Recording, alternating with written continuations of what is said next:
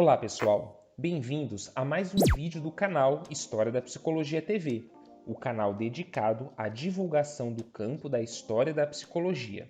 No vídeo de hoje, falaremos da história do campo da história da psicologia, tanto na Alemanha como nos Estados Unidos. Fique ligado aqui para saber mais e, enquanto rola a vinheta, aproveite para curtir o vídeo, se inscrever no canal e acionar o sininho de notificações. Vamos lá?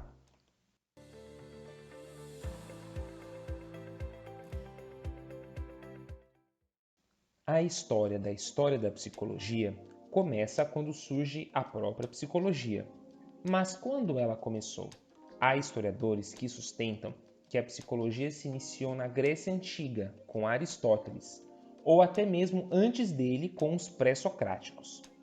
De qualquer modo, uma publicação com a palavra psicologia só apareceu em 1590, pela pena de Rudolf Goclenius, um filósofo escolástico alemão, ainda que, segundo alguns historiadores, a palavra tenha sido inventada por Marko Marulić, um poeta renascentista croata do século XV.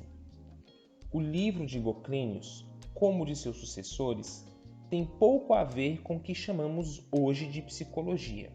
São tratados e análises filosóficas e teológicas sobre a alma e o corpo, baseados em Aristóteles e outros autores. Os historiadores que questionam esse início tão antigo da psicologia afirmam que, na verdade, ela estava espalhada por uma ampla gama de assuntos que poderiam ser chamados também de ciências humanas, sociais ou comportamentais, e que essa reivindicação de ancestralidade só serve para aumentar o prestígio de algum grupo, pouco falando da própria psicologia. O primeiro livro dedicado à história da psicologia foi publicado por Friedrich August Carus, em Leipzig, hoje na Alemanha, em 1808, 70 anos antes do surgimento do primeiro laboratório de psicologia, que só se deu em 1879, também em Leipzig. O livro de Carus fala principalmente dos estudos sobre a alma que vieram antes dele, e foi ignorado pela maioria dos historiadores da psicologia.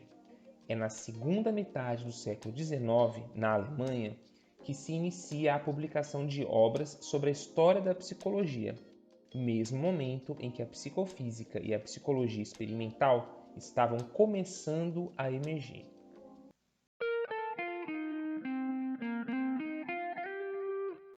Em geral, as histórias da psicologia escritas na segunda metade do século XIX tinham o objetivo de ajudar a sustentar a posição de seus autores nas controvérsias disciplinares em que estavam envolvidos, bem como de dar uma identidade para a psicologia.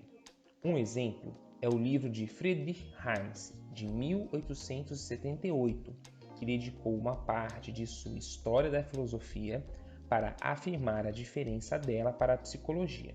Outro exemplo é o livro de Hermann Ziebeck, que, em 1880, descreveu a psicologia se libertando do problema mente-corpo da filosofia para se tornar uma nova ciência. Já no século XX, Eduard von Hartmann construiu uma história da psicologia para afirmar sua posição de que o objeto de estudo da psicologia era o inconsciente. Já Hermann Ebbinghaus, em texto de 1908, constrói comentários à história da psicologia para colocá-la como uma ciência que rompeu radicalmente com seu passado filosófico para abraçar sua vertente experimental, tornando-se uma nova ciência. Vários outros exemplos desse uso da história da psicologia como afirmação disciplinar e posicionamento em disputas acadêmicas poderiam ser apresentados. Contudo, o número de publicações no campo da história da psicologia na Alemanha diminui bastante entre 1911 e 1963, no momento em que começam a aparecer publicações sobre o assunto em outro país, os Estados Unidos.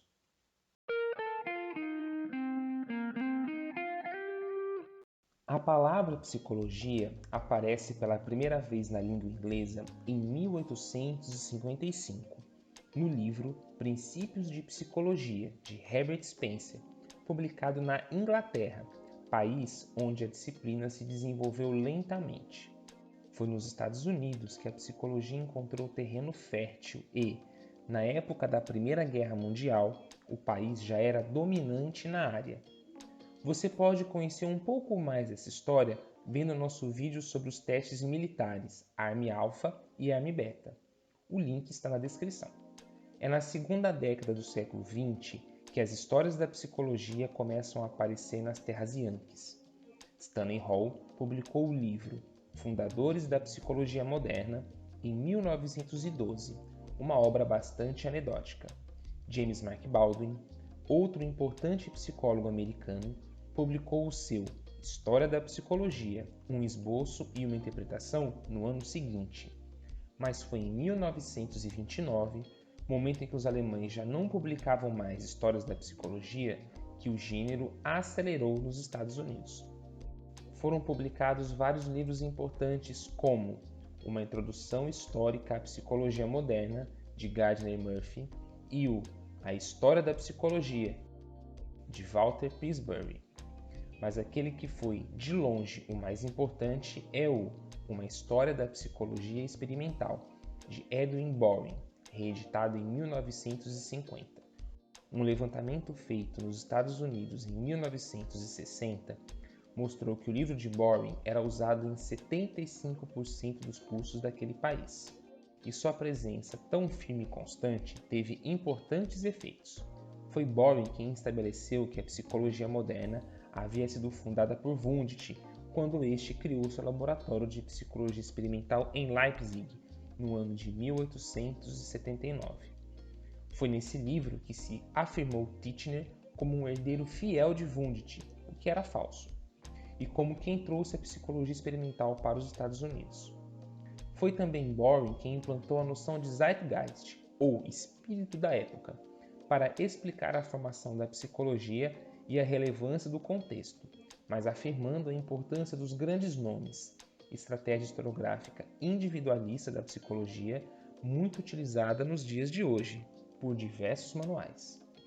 Pode-se dizer que o livro de Boring se tornou um modelo para muitas obras da história da psicologia, num momento em que a história da psicologia era contada principalmente a partir de seus manuais, já que se restringia a um cunho pedagógico de sustentação das opiniões de seus autores e de afirmação do campo da psicologia. Isso começou a mudar com o movimento de especialização da história da psicologia nos Estados Unidos a partir dos anos 1960.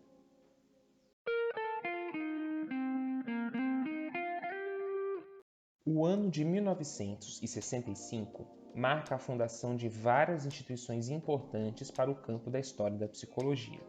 É nesse momento que é criada a Divisão 26 da Associação Americana de Psicologia, dedicada à história da psicologia. Também são criados os Arquivos para a História da Psicologia Americana, na Universidade de Akron, em Ohio, e a Revista de História das Ciências Comportamentais. 2 anos depois, foi criado o Programa de Pós-Graduação em História e Teoria da Psicologia na Universidade de New Hampshire e, em 1969, é estabelecida a Sociedade Chiron, a Sociedade para a História das Ciências Sociais e Comportamentais. Eram poucos os nomes interessados no assunto, mas estavam bastante engajados e empenhados, como David Bacon, John Burnham, Mary White Macpherson, John Popplestone e Joseph Brodsky, que esteve no Brasil e estabeleceu relações importantes com pesquisadores brasileiros. De todos eles, se destacava o nome de Robert Watson.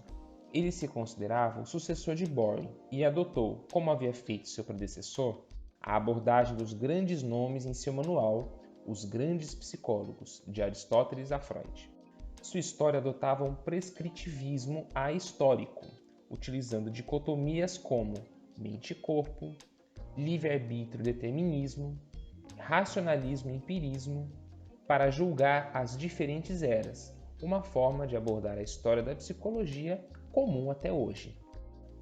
Apesar dessas melhorias, a qualidade das histórias da psicologia ainda eram muito baixas, pois estavam centradas em manuais, com foco bastante pedagógico, pensado numa história pouco problemática, baseadas em poucas pesquisas e desenvolvidas por psicólogos com pouca ou nenhuma formação histórica. Essas foram as críticas de um historiador de profissão chamado Robert Young, que afirmava que os manuais de história da psicologia tomavam como fonte outros manuais, principalmente o de Edwin Boring. As críticas de Young tiveram efeito e, a partir da década de 1970, começou a surgir uma história mais crítica, expressa, por exemplo, na crítica aos mitos de origem feita por Samuelson e as histórias cerimoniais feita por Harris. Surgiram também histórias reconhecendo grupos pouco representados, como os trabalhos de Robert Guthrie envolvendo questões raciais e de Elizabeth Scarborough e Laurel Furumoto, envolvendo a participação feminina. Além disso, pesquisadores começaram a ter mais cuidado com o método de investigação em história, como pode-se constatar no paradigmático Construindo o Sujeito, Origens Históricas da Pesquisa Psicológica, de Kurt Danziger.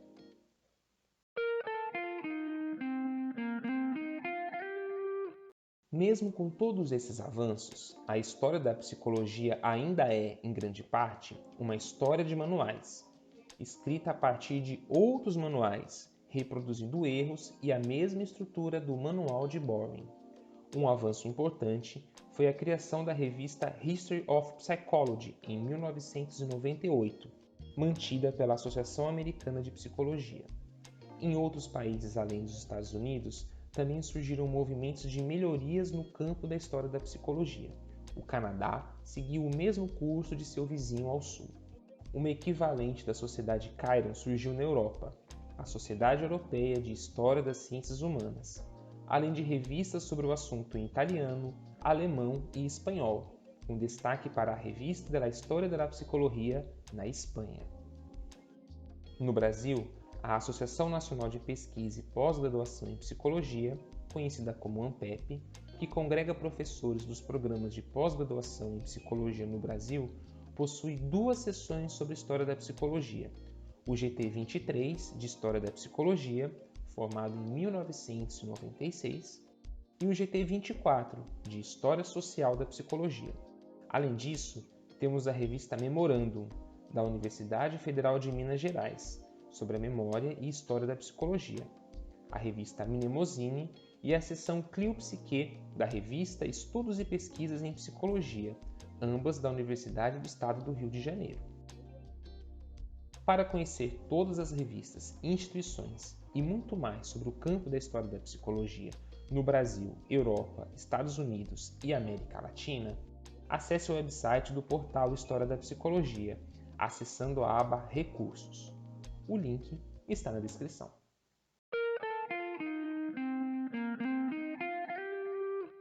Qual o futuro da história da psicologia? Ela vai continuar como um campo pedagógico, baseado principalmente em manuais, com uma função didática e de afirmação das áreas e vertentes da psicologia? Será que as disciplinas e conteúdos da história da psicologia vão continuar a ser ensinados por pessoas não especialistas? Ou a profissionalização do campo vai se ampliar, permitindo a criação de novas narrativas, novas abordagens e uma visão mais crítica? Nós, do portal História da Psicologia, nos orgulhamos em contribuir para a democratização do campo da história da psicologia, produzindo vídeos didáticos e explicativos com rigor acadêmico, criando verbetes de enciclopédia online, gratuito e de qualidade, divulgando revistas, sociedades, associações, museus, arquivos e muito mais. Queremos ajudar a melhorar continuamente o campo da história da psicologia. Junte-se a nós e nos ajude curtindo esse vídeo, se inscrevendo no canal e acionando o sininho de notificações. E fique sempre ligado nas novidades daqui, do canal História da Psicologia TV. Obrigado!